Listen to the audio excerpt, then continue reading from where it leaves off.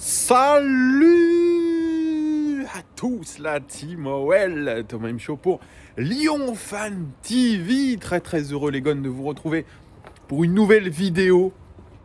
Mais avant toute chose, les amis, on est le 1er janvier 2022, au terme d'une année extrêmement compliquée, je pense, pour la plupart d'entre nous, évidemment, sur cette pandémie avec l'Olympique Lyonnais, etc. Mais je tiens à vous souhaiter le meilleur pour cette année 2022, pour vous, pour vos proches, surtout la santé, les amis. La santé, c'est le plus important. Espérons vraiment que tout se passe le mieux pour chacun d'entre nous. Ce sont un petit peu comme chaque année des petites paroles en l'air, évidemment, puisqu'on a toujours nos galères sur les années, mais franchement, on peut que croiser les doigts et se souhaiter le meilleur pour 2022. Donc j'espère très sincèrement du fond du cœur que ça va le faire pour tout le monde et que ça va le faire aussi pour notre Olympique Lyonnais. Puisque c'est ça aussi qui nous préoccupe, les amis. Savoir si notre Olympique Lyonnais va redresser la tête, va essayer un petit peu de sortir la tête de l'eau. Je dirais...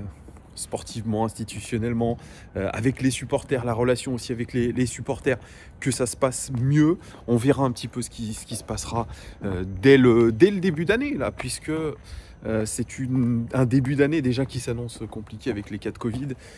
Les amis, on ne va même pas partir du côté de l'Espagne où on devait faire un stage un petit peu de cohésion.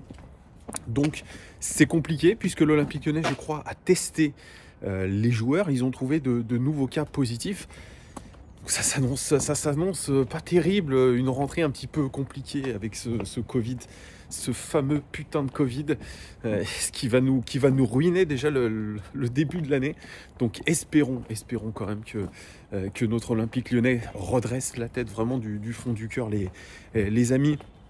Je profite aussi de cette vidéo, c'est une vidéo un petit peu OL Daily Mercato, puisque le Mercato arrive, on est dedans, et que forcément l'Olympique Lyonnais va devoir soit dégraisser pour acheter, soit dégraisser tout simplement, puisque les comptes ne sont absolument pas au vert.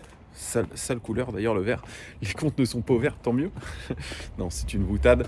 Les comptes ne sont pas ouverts évidemment, et l'Olympique Lyonnais doit absolument dégraisser. Tout l'effectif est à vendre, je vous l'ai dit la semaine dernière. Donc évidemment les rumeurs vont bon train, que ce soit la rumeur la plus insistante en ce moment de départ, celle qui mène à Bruno Guimaraes qui était ciblé par la Roma. Le club de José Mourinho, eh bien, il se pourrait que finalement ce soit des Londoniens, ce soit Arsenal qui soit sur Bruno Guimaraes. Arsenal qui a ouvert, paraît-il, c'est ce que disent les rumeurs, a ouvert les négociations avec l'Olympique Lyonnais, avec le joueur, un départ aux alentours des 35 millions d'euros. C'est une vraie bonne valeur marchande, Bruno Guimaraes, on ne va pas se mentir, aujourd'hui. Paqueta aussi est une belle valeur marchande. Il y a certains sur les réseaux sociaux qui disent finalement pourquoi pas vendre Paqueta, ça serait plutôt une bonne idée, ce qui nous rapporterait une manne financière assez conséquente et qui nous permettrait surtout de recruter. Donc pourquoi pas aujourd'hui vendre Bruno Guimaraes, vendre Paqueta. Écoutez, Bruno Guimaraes, c'est vrai, je vous l'ai dit, c'est un bon joueur. C'est quelqu'un qui a l'attachement au club, quelqu'un qui a une bonne mentalité.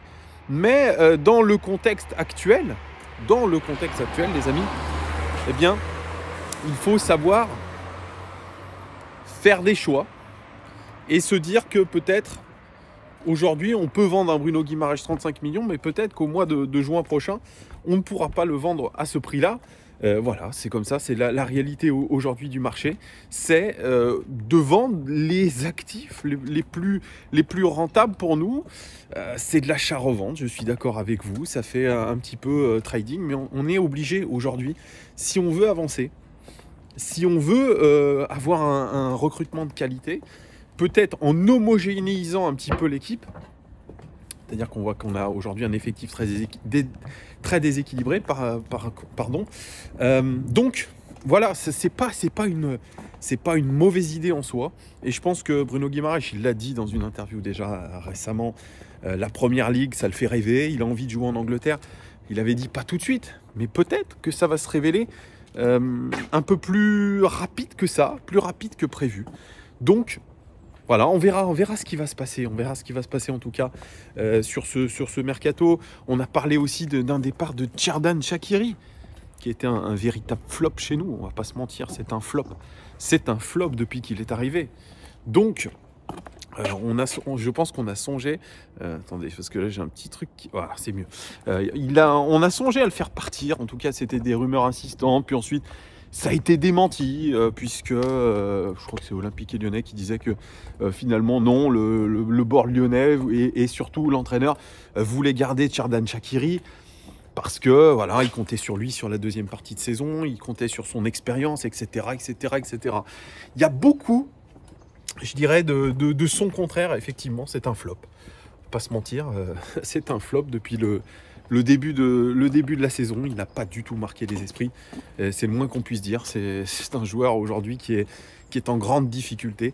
Il sait que pour aller à la Coupe du Monde au Qatar, il va falloir qu'il joue plus régulièrement. Donc est-ce que réellement on va le garder? J'en sais rien. En tout cas, c'est un joueur qui coûte cher. C'est un joueur qui coûte à peu près, je crois, 5 millions d'euros de salaire. Ça serait une économie. C'est un joueur je crois qu'on a acheté pas trop cher. Merci. Qu'on a acheté pas trop cher. Je sais plus combien c'était le montant. On l'a en tout cas bien négocié. Il y a beaucoup de brouillard du côté de la Croix-Rousse, les amis. Pas très chaud non plus. Je sais pas quel temps il fait chez vous. Le soleil va pointer le bout de son nez, mais toujours pas regarder derrière moi. On voit pas grand chose, mais c'est pas grave. Donc Xherdan Shaqiri, écoutez, moi je suis pas pour le vendre comme ça. Au bout de 6 mois, je pense que c'est une grosse connerie. C'est pareil, là j'ai entendu des rumeurs de départ de Memphis Depay, déjà du côté de Barcelone, où on n'est pas satisfait du rendement de Memphis. C'est très étonnant ça aussi, très très très étonnant. Bon, après ça ne nous concerne plus, Memphis on l'a laissé. Mais voilà, Xherdan Shaqiri, les amis, moi je suis pour le garder. Vous me direz vous ce que vous pensez en commentaire, même pour Bruno Guimaraes. Moi je suis pour le conserver quand même. Voilà, de toute façon on n'en tirera pas grand chose de Xherdan Shaqiri en termes de prix. Donc moi je suis vraiment pour le garder. Après il y a une autre rumeur. Alors ça c'est une rumeur, c'est même plus qu'une rumeur. C'est le retour d'Emerson Palmieri du côté de Chelsea, le prêt cassé. Pourquoi? Puisque du côté de Chelsea, Ben Chilwell, international anglais, titulaire du poste, s'est blessé, ligament croisé. Donc il n'y a plus beaucoup de solutions pour Thomas Tuchel. Il l'a dit, oui, on va essayer de faire revenir Emerson Palmieri. L'Olympique Lyonnais, évidemment, joue ses intérêts. Il se dit non, on ne veut pas le garder. On ne veut pas le laisser revenir. Pourquoi? Parce que nous aussi, derrière, on va se retrouver avec le seul Enrique. Et ça va être compliqué. Enrique, on va se retrouver qu'avec Enrique. C'est pas acceptable non plus. Donc, évidemment, l'OL va se retrouver le cul entre deux chaises en se disant non, mais c'est pas possible. Après, moi, Emerson, je vais pas vous mentir, depuis le début de la saison, je l'ai dit, c'est un joueur qui est extrêmement neutre, pour ne pas dire plus. Il est très très neutre, Emerson Palmieri.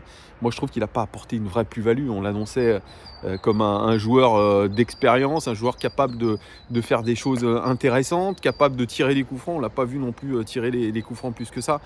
Donc, je suis un petit peu déçu pour le garçon. Par contre, trouver aujourd'hui un latéral gauche de qualité pendant ce mercato hivernal, ça va être aussi pas une mince affaire. Ça va être compliqué, les amis. Ça va être très très compliqué. Donc il y a plein de choses comme ça qui vont un petit peu être difficiles sur ce mercato, essayer de trouver un ailier. Alors la piste Azmoun, ça c'est pareil, les insiders des réseaux sociaux, notamment de Twitter, disaient « Ah, c'est bon, c'est plié, il veut pas venir à l'OL, il veut rester en Russie, etc. etc. » Ouais, ok. Sauf que apparemment, c'est moins simple que ça et que l'Olympique Lyonnais tient toujours la corde quand même pour avoir Azmoun. On a proposé 4 millions d'euros, on est d'accord déjà avec le joueur. Donc on va faire le forcing vraiment pour avoir Sardar Azmoun. Ça c'est une réalité aujourd'hui, c'est qu'on va faire le max pour l'avoir. Ça sera pas forcément évident, mais on va faire le max aujourd'hui pour l'avoir. Donc Sardar Azmoun, écoutez, de toute façon, il va falloir aussi dégraisser. On ne pourra pas avoir je ne sais combien d'attaquants aussi en lice. On sait qu'on a Islam Slimani, Karl Toko Ekambi et Kadewere qui partent à la CAN, qui vont partir là, qui vont partir, je crois, dès ce week-end, il me semble, ou lundi peut-être. Donc évidemment, il va falloir restructurer l'équipe. Et puis il y a ces cas de Covid, il y a peut-être des cas de Covid longs après. Enfin, c'est hyper compliqué tout ce qui se passe. Voilà les amis, ce que je pouvais vous dire un petit peu de ce mercato lyonnais. Parlez-moi-en un petit peu en commentaire. Azmoun, Guimarães, Emerson. Dites-moi un petit peu ce que vous pensez de tout ça en commentaire. Voilà les amis, merci beaucoup. Je tiens encore à vous souhaiter une très très belle année. Soyez forts, soyez vrais aussi. Soyez vrais, ça c'est bien, ça. Authentique. Restez tel que vous êtes. Voilà, vous êtes en tout cas une communauté formidable. Je tiens à le répéter. Encore un grand clin d'œil à Didier.